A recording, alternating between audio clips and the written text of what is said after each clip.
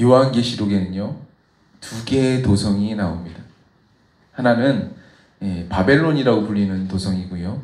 하나는 새 예루살렘이지요. 바벨론은 얼마나 부유하고 부강해 보이는지 모릅니다. 모르는 사람들이 칭송을 받을 정도로 매우 강력한 도성이었어요. 그러나 창세기에 나온 처음 바벨론 성이 하나님의 다루심에 의해서 멸망되었던 것처럼 요한계시록의 바벨론 성도 하나님의 다루심에 의해서 멸망되게 됩니다. 믿겨지지 않는 그 모습에 바벨론 성을 바라보고 있던 사람들, 그 모든 사람들은 다 놀라게 되죠. 어떻게 이 바벨론 성이 무너질 수 있을까? 사도 요한이 반모라는 섬에 갇혀서 요한계시록을 쓰고 있을 때에 그 당시 로마의 황제는요, 누구였냐면 도미티아누스라는 황제였습니다. 그는 스스로를 우상화를 해가지고 로마에 있는 모든 사람들에게 자신을 주님이자 하나님이라고 부르게 했습니다. 나를 주님으로 불러라, 나를 하나님으로 불러라 라고 얘기를 하는 거예요. 황제가 주인은 될 수 있어도 주님이나 하나님은 될 수가 없잖아요. 그런데 자신을 주님이라고 하나님이라고 부르게 하고 자신을 섬기게 하니까 오직 예수님만을 주님으로 인정하는 이 그리스도인들에게는 얼마나 거부감이 들었을까요? 그래서 자신을 주님으로 하나님으로 인정하지 않는 이 그리스도인들에게는 무자비한 탄압을 했습니다. 그들의 재산을 몰수하고 자신이 만든 도미티아누스 스타디움에서, 이 경기장에서 맹수와 싸우게 만들었습니다. 이 원형 경기장은 지금도 수많은 사람들이 찾고 있는 관광 명소인데요. 등불을 환하게 켜고 야간 경기를 진행할 정도로 그 당시 아주 호사스러운 그 광경이 벌어졌습니다. 로마 시대 때에 10번의 대박해가 있었는데요. 그 중에 가장 극심한 박해가 바로 이 도미티아누스 황제 때 일어난 박해였습니다. 얼마나 큰 박해가 있었는지 상상이 되실까요? 그러나 로마가 아무리 위대하게 보여도 결국 비참하게 멸망한 한낱 이 바벨론에 지나지 않음을 믿는 신실한 주님의 성도들은 오직 주님만을, 오직 예수님만을 따라갔습니다. 천상의 새 예루살렘에서 참 자유와 영원한 기쁨을 누리게 하실 그분을 택한 거죠. 그들의 앞에 어떠한 핍박과 환난과 고초와 순교가 있다 할지라도 오직 예수님만을 바라보고 살아간 것입니다. 아멘. 그분만을 따라간 겁니다. 아멘. 요한계시록은 우리에게 바벨론과 새 예루살렘 중에서 어떤 도성에서 살 것인지 선택하라고 우리에게 알려주고 있습니다. 오늘날 우리가 잠시 동안 이 세상 속에서 살고 있는데요. 유수화가 질러가는 세상이지요. 바벨론과 같은 이 사탄의 권세에 담대히 저항해서 우리가 살 것인지, 아니면 바벨론과 같은 사탄의 권세에 우리가 순응하면서 살 것인지 우리는 선택해야 됩니다. 우리가 가진 현실의 눈을 보면 바벨론 성은요, 매우 화려해요. 매우 부유하게 보이고요, 매우 찬란하게 보일 것입니다. 많은 사람들이 바라던 대로 매우 좋아 보일 거예요. 하지만 우리의 영적인 눈을 떠가지고 하늘의 안목으로 그 바벨론 성을 바라보게 된다면요, 그곳은 앞으로 땅의 모든 악한 권세가 심판당할 때에 그곳은 파멸될 곳입니다. 이라크에는요, 과거 이스라엘을 멸망시킨 거대한 대제국 바벨론 대제국의 수도인 바벨론이라는 곳이 있습니다. 나라 이름도 바벨론인데 수도도 바벨론이에요. 지금도 그 바벨론 성이 있습니다. 흔적이 있어요. 흔적이 아주 크게 있습니다. 하지만 그곳에는요, 사람은 살고 있지 않습니다. 성벽 두께만 해도 그 성 두께가 얼마나 두껍냐면요, 20m예요. 성벽 두께가 20m예요. 높이가 말고요. 예, 성벽 두께가 20m예요. 예. 그 마차가 양쪽으로, 양방향으로 동시에 지나갈 수 있는 그 정도 거리입니다. 굉장히 두껍습니다. 높이도 막 상당합니다. 이 어마어마한 성이에요. 그런데 그 거대한 성이 이스라엘을 무너뜨린 왕이 바벨론의 느부갓네살 왕인데, 이 느부갓네살 왕 이후로 4대 만에 4대 만에 그 나라가, 그 도성이 멸망되었습니다. 얼마 가지 않아요. 70년밖에 안 갑니다. 하나님이 바벨론의 본보기로 그 성을 지금도 남겨두셨나 봐요. 성도들아, 이거 봐라. 그 화려하던 이 바벨론 성이 이렇게 볼품없게 되지 않았느냐? 어찌하여 너희는 잠시 누릴 바벨론의 헛된 기쁨을, 헛된 영광을 취하려고 하느냐? 영원한 새 예루살렘의 하늘의 도성을 바라보고 우리가 살아야 되지 않겠느냐? 하나님이 우리에게 이렇게 말씀해 주신 것만 같습니다. 오늘 우리는 깨달아야 됩니다. 심판의 근원이 하늘에 있습니다. 하늘에 있어요. 예수 그리스도께 있습니다. 그분은 이제 철장 권세를 가지시고 악한 사탄의 지배를 받는 이 바벨론 성을 깨뜨리실 것입니다. 그 사탄마귀의 권세는 영원토록 멸망당하게 될 거예요. 결국은 지옥불에 던져지게 될 것입니다. 우리가 바벨론 성에 거주하게 된다면요, 우리도 사탄에게 속하여서 영원한 심판을 함께 받을 수밖에 없습니다. 그러나 우리가 이 하늘의 도성을 바라보고 새 예루살렘을 바라보고 이 땅에서 사탄의 권세에 저항하고 살게 된다면, 주님이 내어놓으신 그 거룩한 길을 걷게 된다면, 주님은 우리에게 주신 언약대로 새 예루살렘 성을 우리에게 유업으로 주실 것입니다. 아멘. 저와 여러분 모두가 이 최후 승리를 바라보면서 믿음으로 하늘의 도성을 선택하시기 바랍니다. 아멘. 최후 승리의 소망을 가지고 오늘을 신실하게 견디며 어린 양 예수 그리스도를 따르는 모든 성도에게 언약대로 축복과 은혜가 부어질 줄로 믿습니다. 아멘. 오늘 성경 우리에게 이렇게 권면해주고 있습니다. 이러므로 우리에게 그를 구름같이 둘러싼 허다한 증인들이 있으니 모두 무거운 것과 얼매기 쉬운 죄를 벗어버리고 인내로서 우리 앞에 당한 경주를 하며 믿음의 주요 또 온전하게 하시는 이 예수를 바라보자. 아멘. 그는 그 앞에 있는 기쁨을 위하여 십자가를 참으사 부끄러움을 개의치 아니하시더니 하나님 보좌 우편에 앉으셨느니라. 아멘. 오늘 히브리서는 허다한 증인들이 보고 듣고 경험했듯이 모든 믿는 사람들 앞에는 경주가 있다라고 하는 거예요. 경주가 있다라고 합니다. 히브리서가 적힌 이 로마 시대에는요, 전차 경주가 있었는데, 제가 터키에 갔다 왔지 않았습니까? 튀르키에 있을 때에 전차 경기장에서 사진을 찍었는데요, 전차 경주를 위한 경기장이 크게 마련되어 있습니다. 상당히 컸어요. 크게 만들어 놨습니다. 로마 시대 때도 스포츠처럼 이 보이는 경주가 있었다라는 거예요. 얼마 전에 우리나라 이 쇼트트랙 선수들이 금메달을 싹쓸이 하다시피 했죠. 그처럼 믿는 우리 사람들도 영적인 경주가 있다라는 겁니다.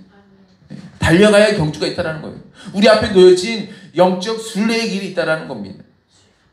토리노에서 열렸던 이 쇼트트랙 경기를 보니까요, 남녀 혼합 계주에서 결승전이었는데 우리나라가 막 1등으로 달리고 있었는데 김태성 선수 차례가 되자 갑자기 중국 선수가 그 바뀌어질 때를 노려가지고 삭새치기를 하는 거예요. 삭새치기를 하는 겁니다. 갑자기 2등이 돼버린 거예요. 근데 갑자기 이 김태성 선수가 달리기 시작하는데 얼마나 빠른지 추월 당하자마자 바로 추월할 뿐만 아니라 그 간격을 수십 미터나 벌려놔 버렸어요. 깜짝 놀랐어요. 이 모습은요, 저에게는 부산에서 자주 보던 모습이라 놀랍지 않습니다. 놀랍지 않습니다. 우리가 영적인 경주에서 빠른 스피드와 강력한 파워를 내려면 어떻게 해야 될까요? 모든 무거운 것을 내려놓아야 됩니다. 성경에 써있죠? 무거운 걸 내려놔야 돼요. 얼매기 쉬운 죄를 벗어버리라고 합니다.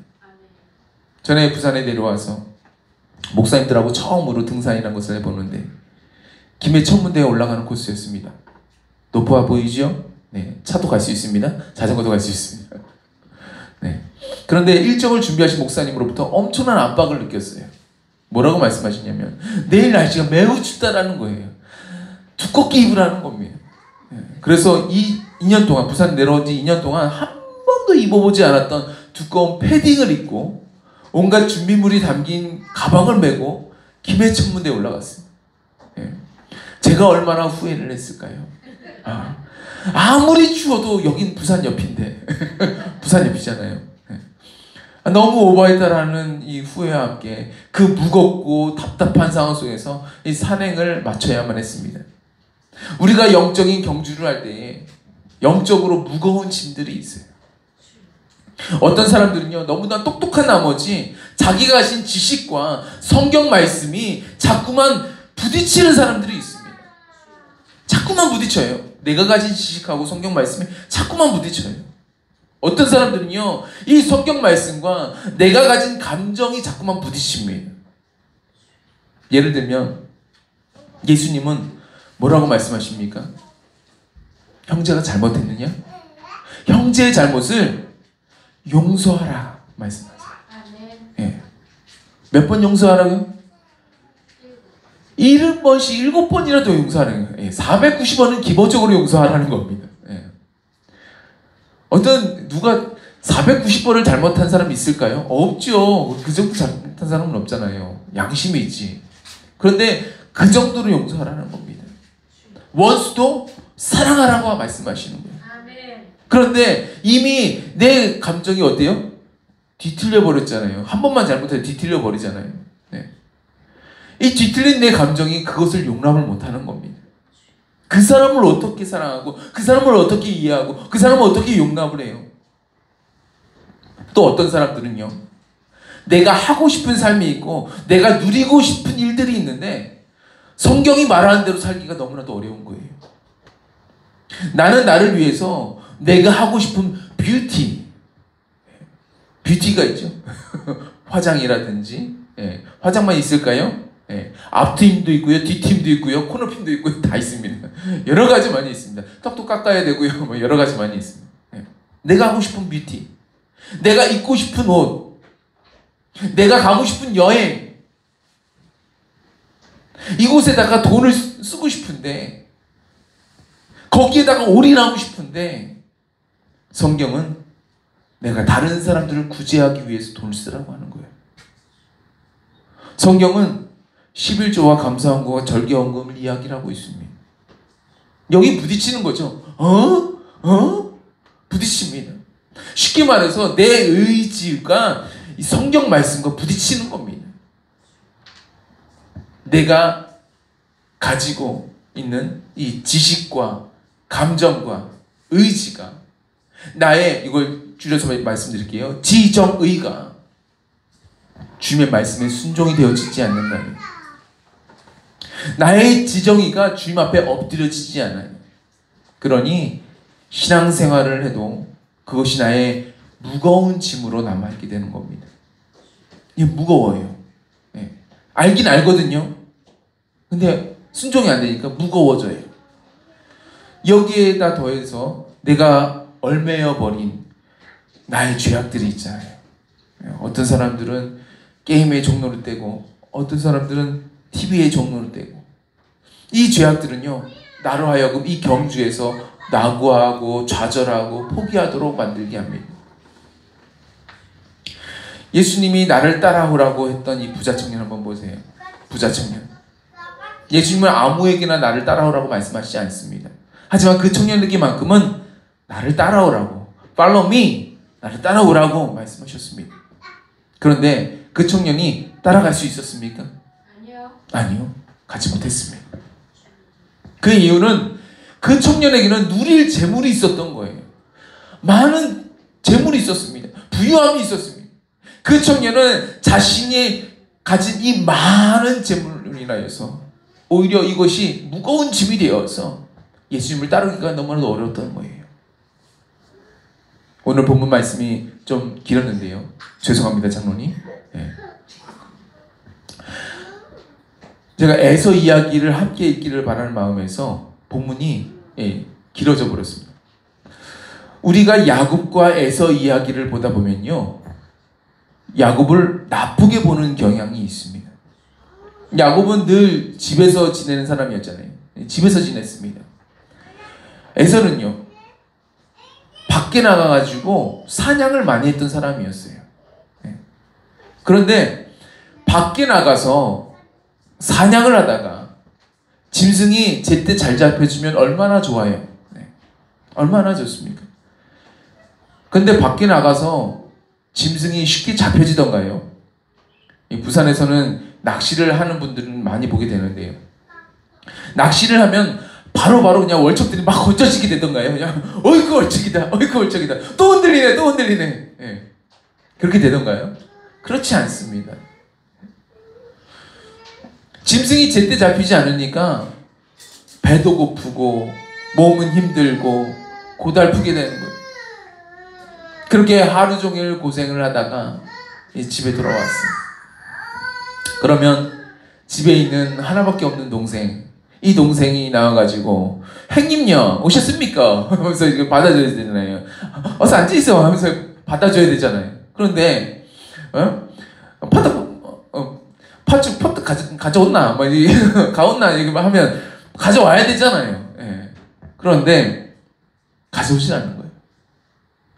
아버지 집에 거하고 있는 사람이 팥죽을 끓여준다고 해서 그 팥죽이 내 거예요? 아버지 거예요? 아버지 거잖아요. 재료 다 아버지 거잖아요. 돈이 들어요? 뭐가 들어요? 안 들어요. 공짜입니다. 그냥 끓인 거예요.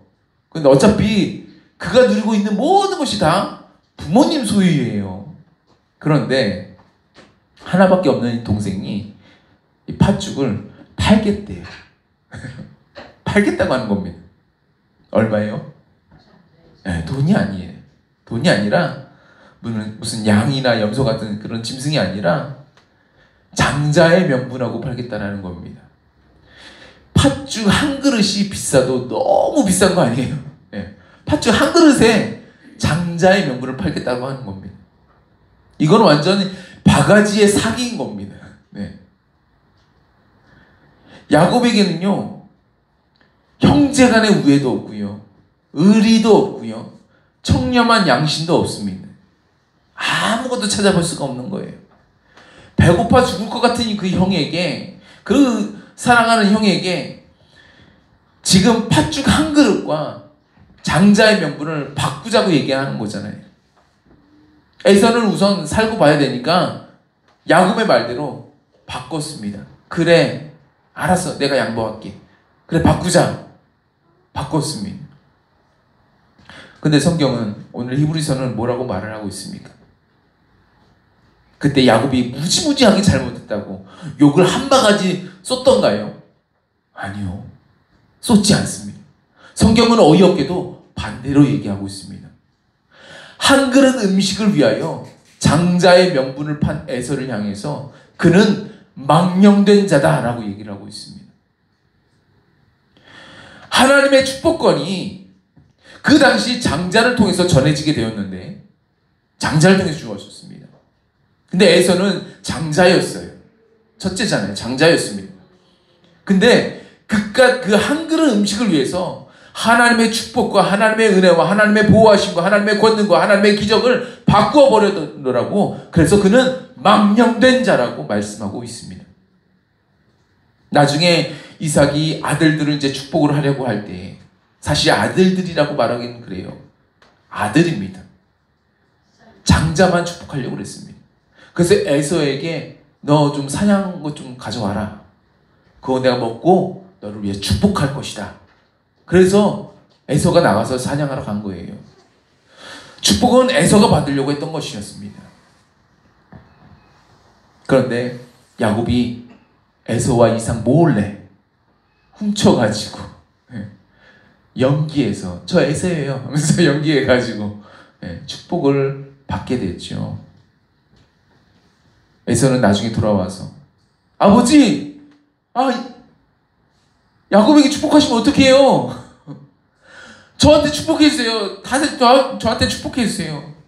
뭐 더 남은 축복 없나요? 저한테 좀 축복해주세요. 축복해주세요. 그래서 에서가 아버지 앞에 엎드려서 울며 불며 이삭에게 구했습니다. 그런데 축복을 받을 수 있었던가요? 못 받았습니다. 그는 버림바가 되어서 회개할 기회도 얻지 못했노라고 성경은 말하고 있습니다. 왜죠? 그가 하나님의 축복을 매우 가볍게 여긴 거예요.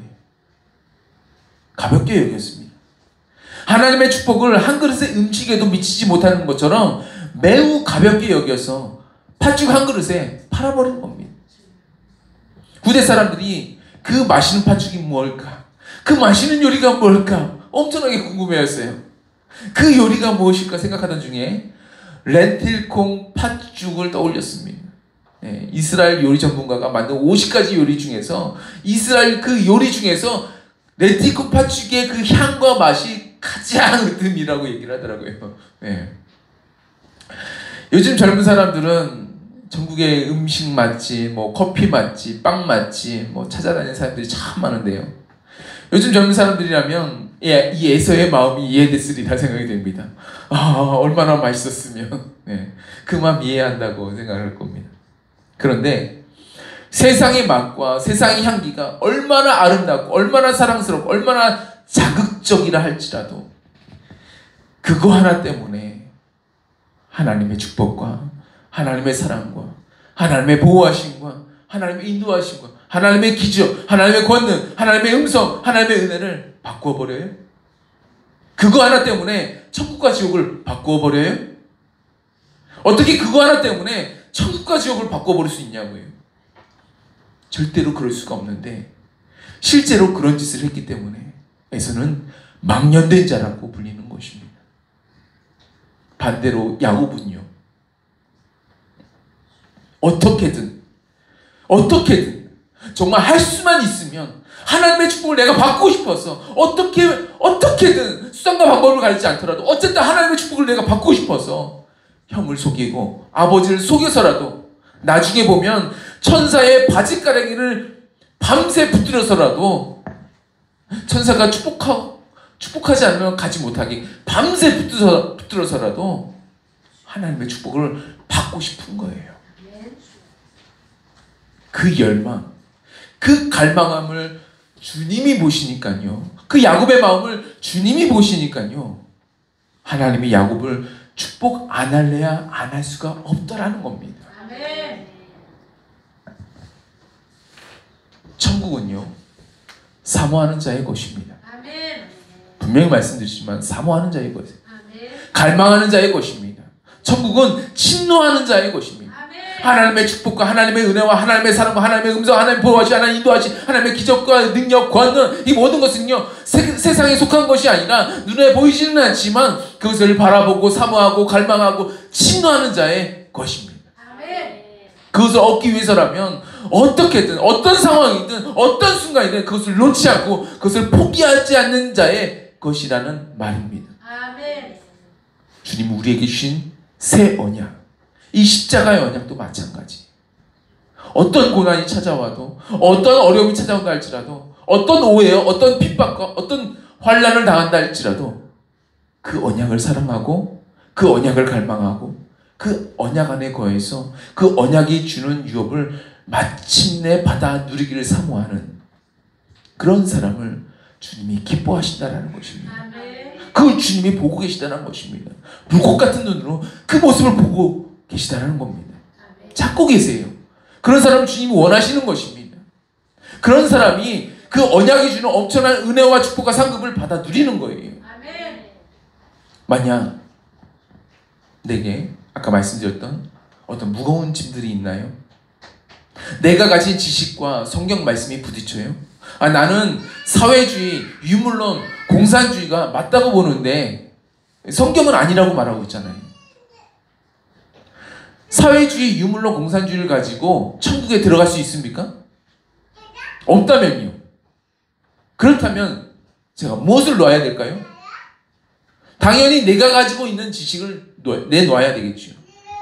내가 한 그릇 이 지식 때문에 내가 맞는지 틀린지도 모를 그 한 그릇 지식 때문에 하나님의 언약을 놓을 수는 없는 거 아닙니까? 그렇죠? 성경과 내가 부딪히는 감정들이 있어요. 나는 내가 용서하기 힘든 그런 사람들이 있습니다. 내가 미워하는 사람들도 있어요. 그런데 주님은 그 감정들을 내려놓으라는 거예요. 자꾸만 내려놓으라는 거예요. 그거 주님이 원치 않다라는 겁니다. 그러면 내가 가진 감정이라 할지라도 내려놓는 거예요. 예전에 사랑의 원자탄이라는 별명을 가진 목사님 계셨습니다. 그분은 여수에서 한센병, 문둥병 환자들과 목회를 하셨어요.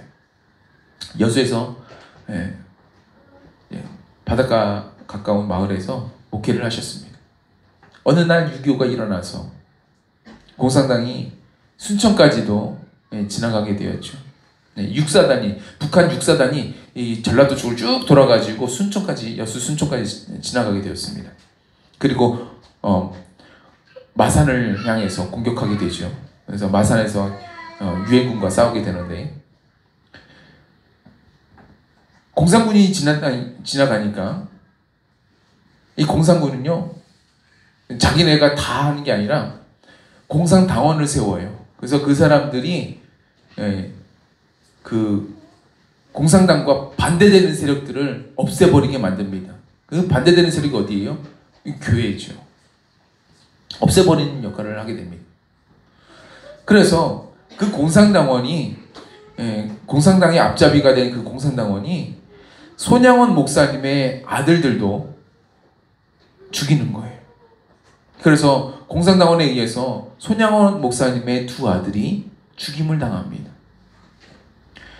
근데 여수라는 지역은요, 남쪽이잖아요. 맨 남쪽이잖아요. 그래서 금세 역전이 되죠. 공산당원의 신세가 갑자기 금세 역전이 돼버립니다. 그러자 손양원 목사님이 그 자신의 아들을 2명이나 죽였던 이 공산당원을요, 그대로 두면 큰일 나니까 그 공산당원을 자신의 양아들로 삼는 결정을 내립니다. 양아들로 삼아요. 나중에 그 공산당원요, 후에 목사님이 되십니다. 손양원 목사님이 자신의 아들들을 죽인 그 공산당원을 자신의 양아들로 삼자, 그 가족들의 마음은 어떻겠어요? 네, 딸도 있었거든요. 그 딸의 마음이 어떻겠습니까? 환영할 마음이 들겠습니까? 그 공산당원을? 환영할 마음이 안 들겠죠. 그 딸이 아버지께 자신의 그 불편한 감정들을, 불편한 마음을 고백을 했습니다. 아버지께 말씀드렸어요. 아버지, 저 정말 힘들어요. 저 정말 어려워요. 어떻게 저 사람을 받아들일 수 있습니까? 안 돼요, 아버지. 말씀드렸어요. 그래도 손양원 목사님이 한사코 그 공산당원을 양아들로 삼는 겁니다. 그 딸은요, 어느 날 밤중에 보았습니다. 아버지가 뜰에 앉아있어요. 그 밤중에, 깜깜한 밤이에요. 뜰에 앉아있는데 막 목 놓아서 우는 거예요. 그 죽은 아들들을 그리워하면서 우는 거예요. 그 모습을 보니까요, 그 딸의 마음, 내가 가진 불편한 감정이 아버지에 비하면 아무것도 아니구나라는 걸 알게 됐던 거예요. 자신보다 그 아들을 잃은 슬픔에 더 마음 아파하셨던 그 아버지였지만, 그 감정조차, 그 힘든 감정조차 주님 앞에 드렸다는 사실을 이 딸이 발견하게 되는 거죠. 우리는요, 우리를 무겁게 하는 우리의 지식과 감정과 의지를 주님 앞에 올려드릴 때에 우리는 가벼운 마음으로 우리 앞에 놓여진 경주를 향해서 달려갈 수가 있는 것입니다. 우리는 우리가 가진 얄팍한 지식과 감정과 의지를 주 앞에 올려드리게 된다면요, 주님으로부터 주님의 지식과 주님의 감정과 주님의 의지를 우리가 새롭게 받게 된다는 사실도 알아야 되는 거예요. 손양호 목사님이 주님 앞에 자신의 지정의를 올려드리고 원수를 사랑하는 주님의 말씀을 따를 때에 주님으로부터 주님의 사랑을 받고 주님으로부터 주님의 사랑으로 그 원수를 용서하고 사랑할 수 있는 그 마음과 힘과 능력을 얻지 않았습니까? 우리도 내 것을 내려놓은 만큼 주님의 것으로 채워지는 경험을 하게 될 것입니다. 내 안에 주님의 것으로 채워지면 채워질수록요, 우리의 발걸음은 훨씬 더 가볍고 더 힘있고 더 신선하게 되어집니다. 더 온전한 모습으로 천국을 향한 순례길을 걸어갈 수가 있는 거죠. 오늘 우리는 세상에 속한 이 바벨론 성을 거부하기로 선택을 했습니다. 그래서 교회에 나오셨잖아요. 그렇죠? 우리가 원하는 곳은 하늘에 속한 새 예루살렘 성, 주님이 다스리는 나라, 하나님 나라를 원하고 있습니다. 그 나라는 하나님의 언약으로 약속되어 있습니다. 새 언약의 백성들이 들어가는 나라예요. 예수님의 십자가 사랑을 마음에 간직한 채 주님의 말씀대로 순종하며 나아가는 자들이 마침내 그 하나님 나라를 차지하게 될 것입니다. 이상하죠? 그 나라는요, 나의 것을 가지고 달려가기가 무척 어렵습니다. 너무나 무겁게 느껴져요. 나의 욕심과 나의 욕망을 따라서 죄를 가지고 가면요, 더더욱 힘겹게만 느껴집니다. 왜냐하면 하나님의 나라는 거룩하신 하나님께 속한 나라이기 때문에 화평함과 거룩함이 없이는 그 나라에 들어갈 수가 없습니다. 오늘 14절 말씀대로 모든 사람과 더불어 화평함과 거룩함을 따르라. 이것이 없이는 아무도 주를 보지 못하리라 말씀하셨습니다. 따라서 내 안에 주님의 화평함과 주님의 거룩함이 내 안에 임하면 임할수록 우리는 주님의 나라로 들어가기가 점점 더 쉬워집니다. 반대로 내 안에 주님의 것으로 채워지지 않은 만큼 우리는 그 나라로 들어가기가 너무나도 어렵게 되어지는 거죠. 그래서 주님은 우리가 주님의 나라에 들어올 수 있도록 우리를 자꾸 체질하세요. 자꾸 우리를 거룩하게 빚으세요. 고구려나 백제나 신라의 유적지를 가보시면요, 공통적으로 나오는 것들이 대장간입니다. 대장간. 예. 저희 아내의 고향 구리에도 대장간 마을이 있어요. 대장간 마을. 고구려의 대장간 마을입니다. 삼국시대에도 쇠를 가지고 무기도 만들고 각종 농기구들을 만들었습니다. 대장간에서 대장장이들이 쇠를 가지고 칼이나 어떤 농기구처럼 쓸모 있는 물건들을 이제 만들려면 어떻게 해야 될까요? 어떻게 해야 될까요? 강하게 해야 됩니다. 강하게 해야 돼요. 그래서 쇠를 강하게 하기 위해서 이 쇠를 갖다가 불에도 넣고요, 빼가지고 또 다시 차가운 물에도 넣습니다. 그리고 난 다음에 수없이 때려요. 때립니다. 그리고 또 넣었다가 뺐다가 또 넣었다가 뺐다가. 불순물을 제거하고 쇠로 하여금 강한 체질로 변화시키는 거죠. 우리는 대장장이가 아무렇게 하는 것처럼 넣었다가 뺐다가 두드렸다가 그냥 넣었다 뺐다 하면 쉽게 되는 거지 라고 생각하기 쉽죠. 아니요. 예를 들어서 칼을 만들 때도요, 쇠에다가 미리 사전 작업 없이 그냥 담그거나, 또 쇠가 너무 뜨겁게 되거나 물이 너무 차가워지거나 너무 오랫동안 담그거나 하면 실패할 수 있습니다. 실패하면 어떻게 되나요? 칼이요, 갑자기 그냥 뚝 하고 금이 가요. 칼이요, 겉은 멀쩡해 보이는데 칼끼리 부딪혀보면 알아요. 칼끼리 부딪히면 칼이 부서져 버려요. 그래서 담금질 전에 적당한 열 처리도 해야 되고요, 쇠의 물 온도도 적당하게 해야 되고요, 뭘 묻히기도 해야 되고요, 담그는 시간이나 횟수도 조절해야 되는 겁니다. 이게 그냥 되어지지 않고요, 감각이 되어져야 돼요. 하나라도 놓치면, 여기서 한 가지라도 놓치면 실패입니다. 칼을 잘 만드는 장인이라고 해서 100% 성공하는 게 아니에요. 매우 조심해서 다루어야 되는 것이 바로 담금질입니다. 하나님이 우리로 하여금 주님의 나라에 들어올 수 있도록 이렇게 담금질을 하시는데요. 아무렇게나 막 하시지 않습니다. 무척 우리를 세심하게 살피고 계십니다. 지금 주님이 주시는 이 담금질 때문에 혹시 우리 가운데 어떤 피곤한 손이 있습니까? 연약한 무릎을 갖고 계세요? 우리의 다리가 절고 있습니까? 어떤 문제가 있습니까? 어떤 어려움을 갖고 있습니까? 하나님으로부터 오는 회복의 은혜도 함께 받아 누리시기 바랍니다. 하나님이 지금 다 보고 계세요. 담금질은요, 한시라도 눈 떼면 안 된다니까요. 장인들이 얼마나 정성스럽게 하고 있는지 모릅니다. 10절과 11절 말씀은 우리에게 이렇게 고면해주고 있습니다. 오직 하나님은 우리의 유익을 위하여 그의 거룩하심에 참여하게 하시느니라.